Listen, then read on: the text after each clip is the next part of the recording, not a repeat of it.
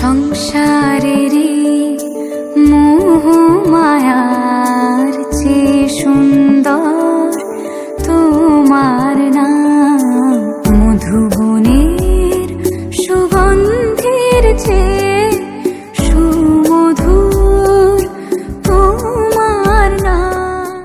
প্রভু যীশু খ্রিস্টের সুমধুর নামে আন্তরিক অভিবাদন। মথিলিখিত সুসমাচার 5 অধ্যায় 10 পদে পড়ি, ধন্য যাহারা ধার্মিকতার জন্য তাড়িত হইয়াছে, কারণ স্বর্গরাজ্য তাহাদেরই। মানুষ পাপী, কিন্তু তারা নিজেদেরকে সবসময় ভুলিয়ে রাখে একথা অস্বীকার করে। মানুষের জীবনের ফলে কষ্ট, দুঃখ, ব্যাকুলতা, নিরাশা, বিভিন্ন প্রকার সমস্যা আসে এবং মানুষ নিজেদেরকে ব্যর্থ সান্ত্বনা দিয়ে থাকে এগুলোকে জীবনের অঙ্গ ভেবে। ঈশ্বর পাপকে ঘৃণা করেন, কিন্তু পাপীকে তিনি ভালোবাসেন এবং মন পরিবর্তনের সুযোগ দিতে চান। প্রভু যীশু খ্রিস্ট ক্রুশের উপরে ঈশ্বরের প্রেমকে নিজ জীবন বলিদান দিয়ে প্রকাশ করেছেন। যে ব্যক্তি উদ্ধার পেয়েছে প্রভু যীশু খ্রিস্টকে মুক্তিদাতা প্রভু রূপে স্বীকার করে এবং তার কাছে পাপের ক্ষমা চেয়ে, সে স্বর্গের রাজ্যের অধিকারী হয়েছে এবং সেই ব্যক্তিও চায় অপরকে সুসমাচারের দ্বারা এই স্বর্গরাজ্যের অধিকারী করার।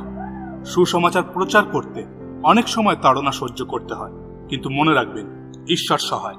তিনি এর প্রতিদান অবশ্যই দেবেন, কারণ তিনি জীবন দিয়ে আপনাকে স্বর্গরাজ্যের অধিকারী করেছেন এবং আপনি তারই হাতে সুরক্ষিত। এ কথা বুঝতে ঈশ্বর আপনাকে অনুগ্রহ করুন। ধন্যবাদ। তোমার চরণে থাকবো চিরদিন, করব তোমার